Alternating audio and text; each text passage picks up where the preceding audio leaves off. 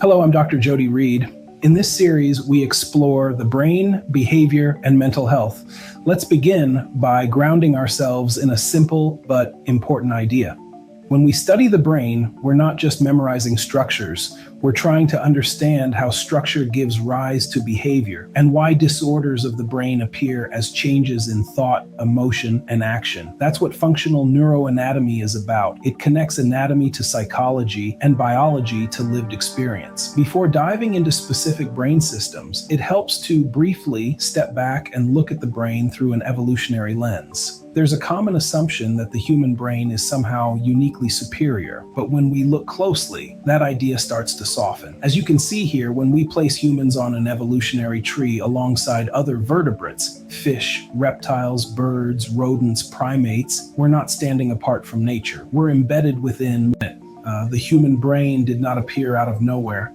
It emerged through incremental changes, shaped by the same biological forces that shaped other nervous systems.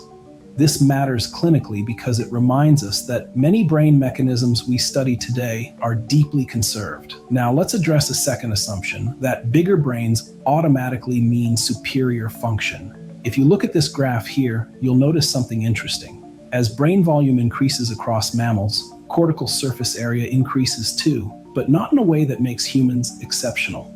Our average total cortical surface area is exactly what you'd expect for a mammal with our brain size. Animals like dolphins and whales actually exceed us in absolute brain size. So the story of human cognition isn't just about size, it's about organization, connectivity, and specialization. That distinction becomes crucial when we think about neuropsychiatric disorders, because many of them involve how networks are organized, not whether tissue is missing. What's even more striking is how similar the nervous system is across species. Across bilaterally symmetrical animals, from insects to mammals, the nervous system follows the same basic plan. The same genetic instructions guide development. In other words, humans don't have a different brain. We have a modified version of the same brain, shaped by evolutionary pressures.